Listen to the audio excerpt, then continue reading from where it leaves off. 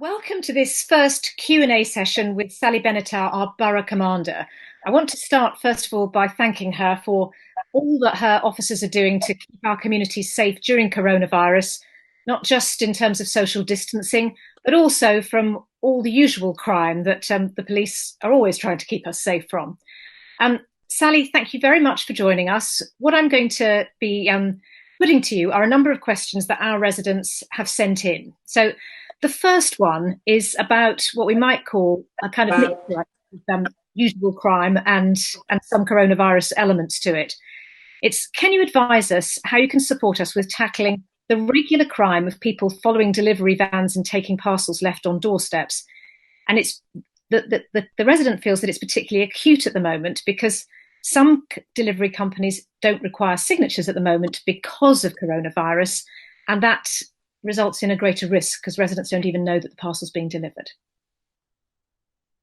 First of all, I would say that because there are fewer people out on the streets during the lockdown period, and because our police officers are out on patrol as normal, we are able to spot and identify people that are looking suspicious. So we would hope to identify any activity. And certainly I would urge the public to follow good crime prevention measures. If you are expecting a parcel to be delivered, please look out for it.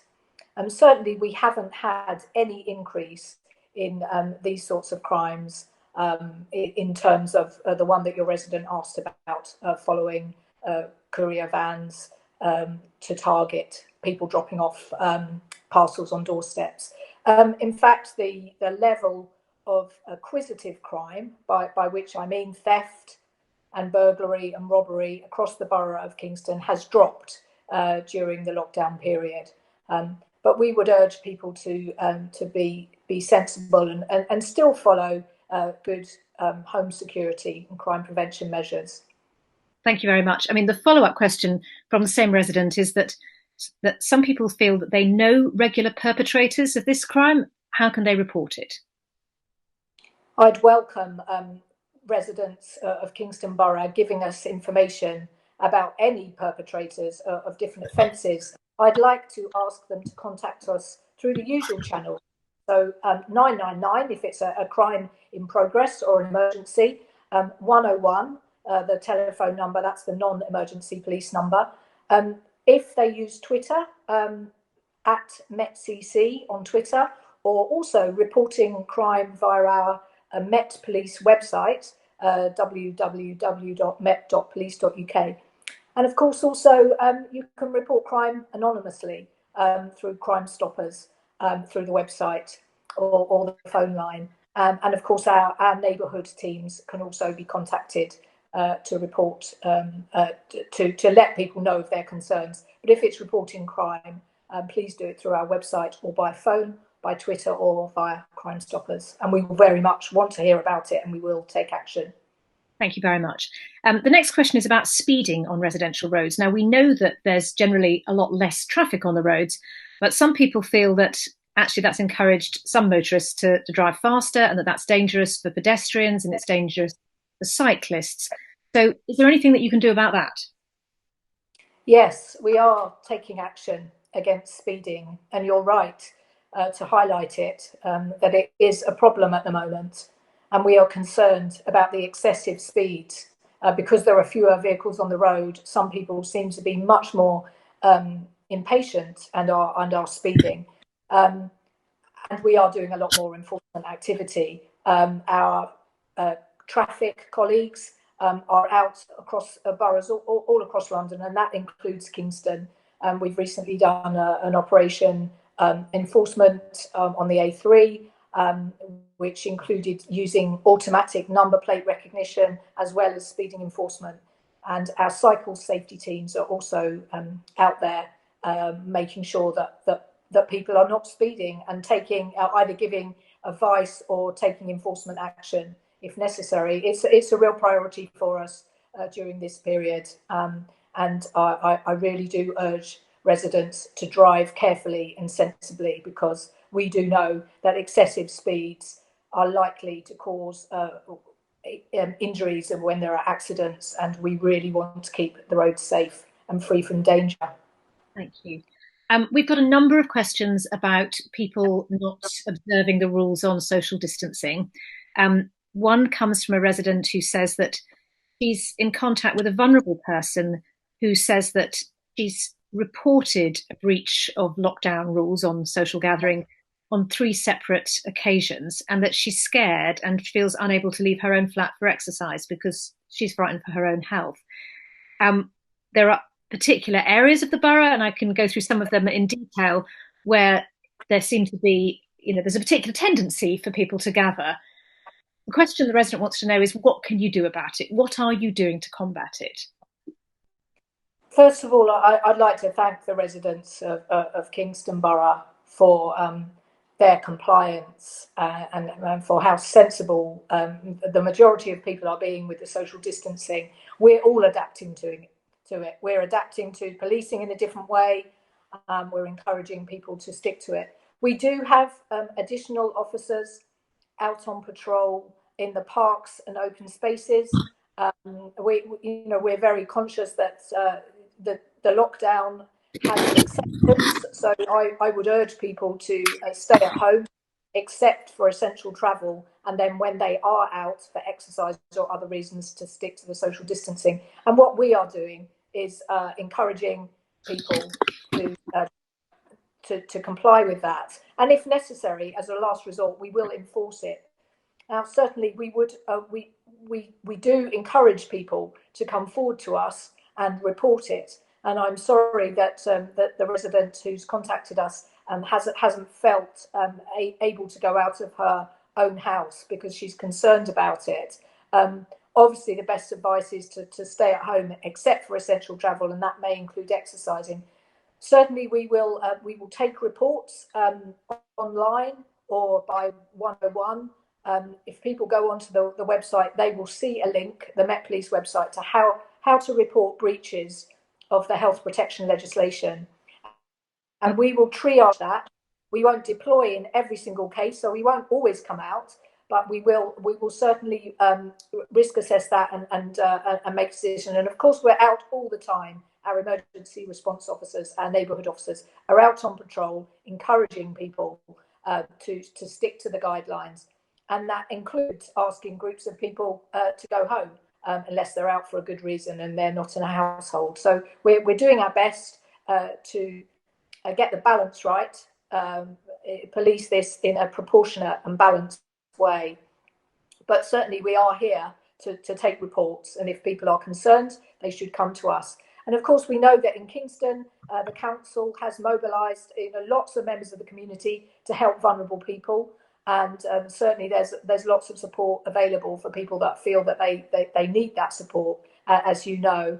And our neighbourhood officers also are making sure that vulnerable people that they are aware of are okay and safe in their homes.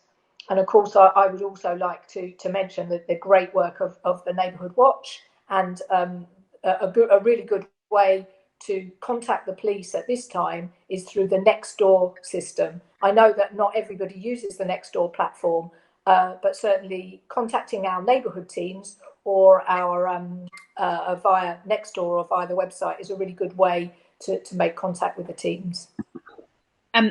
There is, since you've brought up the question of contact, one of the questions that we've had is about the difficulty of a phone link, that you can't phone very easily. There's a problem with our brilliant safer neighbourhood teams not having any contact with the public via phone link, and they can only be contacted via email. Could that be resolved? But this is something that we certainly have looked at, and the teams do have mobile phones, but of course they're not always on duty. So what we wouldn't want to happen is that a resident phones a number for the neighbourhood team and then they're not back on duty for a couple of days. I would always urge people to call 101 and for the contact to be passed on that way, because then if it does need to be responded to quickly, then that can happen. And again, the website does have the contact details for the teams on there. And I would stress that although we're in the lockdown period and we're in strange circumstances, the Metropolitan Police is still here for the residents of Kingston Borough. We are still policing. Officers are out 24 hours a day. We still have our safer neighbourhood teams doing the work they're doing. They're on foot, on bicycle patrol, in vehicles, and they're working closely with the council and with lots of other volunteers across the borough. And they should be contactable. They still are doing their contact points, so you'll be aware that every week the Safer Neighbourhood ward teams they go to a place in their ward where members of the public can come to them. Obviously, we're not doing that in person at the moment, but they're still happening virtually, and details of that are on the Met Police website. Thank you very much. Just while we're still talking about this issue, there are particular hotspots that residents have brought to our attention. Along Canbury Gardens, along the riverside in particular, there's one spot, the Half Mile Tree, where residents say there's a big problem with people drinking late at night there. There are other points in Canbury Gardens and also in fish ponds in Surbiton, where people are not social distancing. So I wonder, is there anything that you can say that reassures residents about that? I mean, one of the suggestions that a resident has made is that you should perhaps introduce a kind of a sweep of the area later in the evening, kind of after the safer neighbourhood teams tend not to be around, but kind of 8 or 9 o'clock at night. If you were sweeping past just every now and then, it would act as a deterrent. So the safer neighbourhood teams are on duty into the evenings. They do late shifts as well as day shifts, and of course they cover weekends as well. But they're not all on duty every single day. No, certainly we do. They will be doing that, and I will speak to Inspector Dan Whitton, who is our Kingston neighbourhood inspector, about those specific hotspots that you've mentioned. But certainly we have officers out on patrol across the whole borough, responding to calls and going to the areas that have the highest footfall, where we think that the social distancing problems are likely to be. But then, of course, we do still have the individual ward teams. So I'll make sure that those are flagged up. And again, I would urge residents, please let us know whether you call us or go onto the website. And you'll see there's a very clear link about it. It says tell us about, and it's about the coronavirus legislation breaches. Tell us about it, and our ward teams will respond. We want to make it. We want to be as visible as possible during this time, and we do want to do what we can to help residents protect the NHS. Thank you. Now, we know that lockdown is difficult for everyone, but that it's harder for some people than for others. And that sadly, it has resulted in an increase in domestic violence and domestic abuse. I've got a number of questions about this. So if I could put the first to you, if a person has to flee from the domestic home because of violence, where can they go for help? And then following on from that, what should people do if they notice a potential violent situation between their neighbours? And then the third aspect of this, which I think is quite an interesting question, is there somewhere where a potential perpetrator can go before things get out of hand? So rather than the person who's on the receiving end of domestic abuse having to leave the home at the end, that it's the other way around, it's the perpetrator who moves out. Very committed to supporting victims of domestic abuse, whatever form it is, whether it's emotional, financial, sexual, physical violence, coercive, controlling behaviour. I was a victim of domestic abuse myself. I called the police to report an assault. I know how important it is that we as the police get the response right, that we are reassuring and assess the risk and put the right support in place and safety measures, and that we investigate. That's very important. It's one of our priorities, and all our officers know how important that is, that we must get that response right. And of course, we don't just do it on our own. We work very closely with independent domestic violence advocates, with refuges, which are safe places, for people to go, and with our partners in the council and so in charities. Please come forward to us if you want to tell us about domestic abuse, whether it's about yourself, if you're in a relationship where you're scared of your partner and you want to take action, or whether you are worried about a family member or a friend or a colleague. Employers also have an important role here. So of course you can call 999, and if you can't speak, if you're not free to speak, then on the mobile phone press the 55 button and the police operator will know that you need to be silent, but that you need a quick response. Or you can call 101 or the Met Police website, or the National Domestic Abuse Helpline, which is open 24 hours a day specifically for this purpose, to give advice and to give guidance and take referrals. And that's 0808 2000 247. Or you can phone Crime Stoppers 0800 555 111 if you don't want to give your name, but you are concerned about domestic abuse going on. Tell us about it and we will respond. We will come through the door as we normally do. We will take steps to arrest the perpetrators and to protect you. Sally, thank you very much, and thank you for sharing your own personal experience. I think people will really appreciate that. I feel sorry to move from what you've just said to the next question, which comes from a counsellor who's also a family solicitor, and she says that she's informed by her clients that the reaction they get from the police about domestic violence is often very unsympathetic and that they don't feel supported. I'm sure this isn't what you would like to be hearing, but what's your response to that? I wouldn't want any of our victims who come forward to us to receive a service that they weren't happy with. So I'm sorry to hear from the person that's made contact that is the case. And of course, I'm very happy to look at any individual cases offline after this call.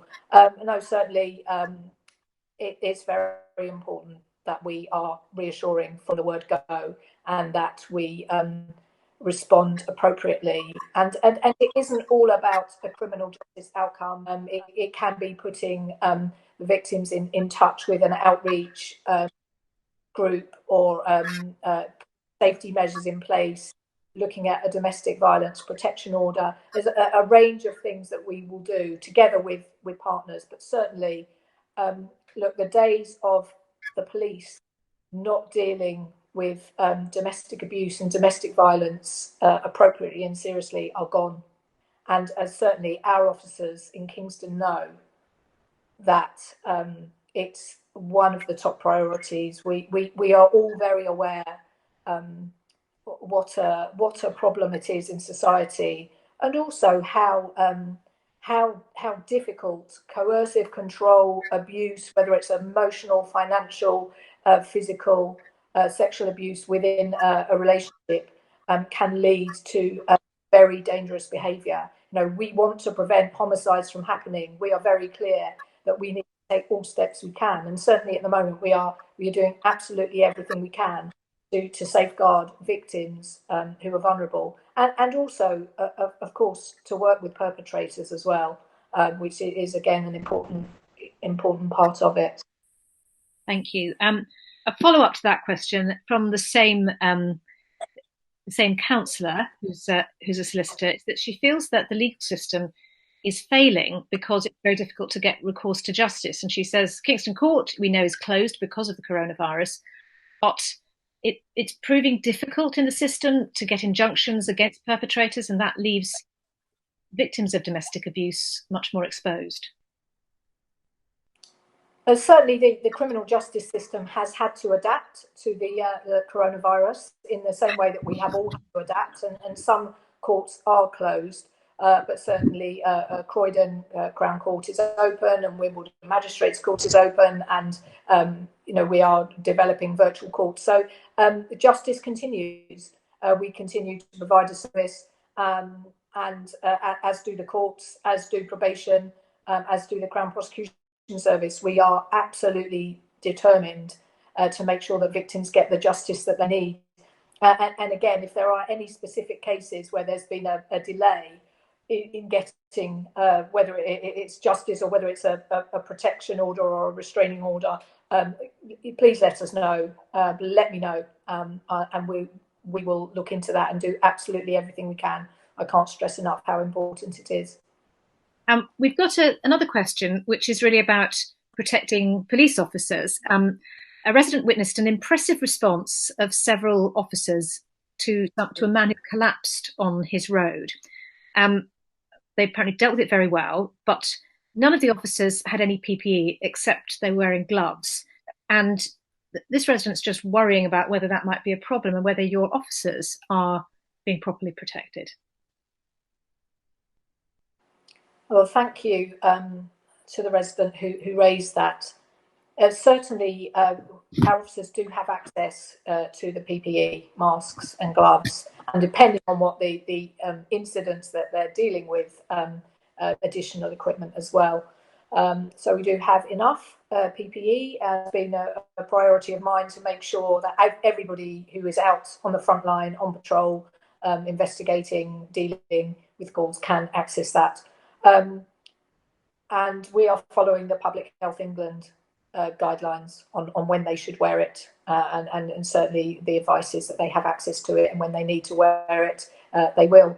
What I would like to say, I think, is that it's, of course, police officers and police staff deal with lots of fast-moving situations, and sometimes they do have to be hands-on, and they can't always be 2 meters away. They can't always do social distancing. So I am very conscious that we are role models. We want to demonstrate that behaviour about keeping 2 meters apart and socially distancing, but sometimes our jobs don't allow us to do that, which is why it is really important that officers have access to the right equipment for protective reasons. And certainly we won't stop helping people when they need help. That's what we are there for. And finally, what would your general advice be to the residents of Kingston to assist the police during this difficult time? To stay at home unless for essential travel, and to respond to us if we do come and speak to you when you're out. We are really trying hard to get the balance right. We don't want to be heavy-handed. We want to engage, explain, and encourage. And I would ask you as well to be sensible and be safe. Good crime prevention measures, as usual. Don't leave things on view in your cars. Don't leave windows open if you're out. It's the fact that there are fewer people out there and crime is down. It doesn't mean that there aren't people still out there who want to commit crime. We have a good chance of catching them because there are so few people out. But please be sensible and please stay at home unless you are going out for the essential reasons. Sally, thank you very much for joining us.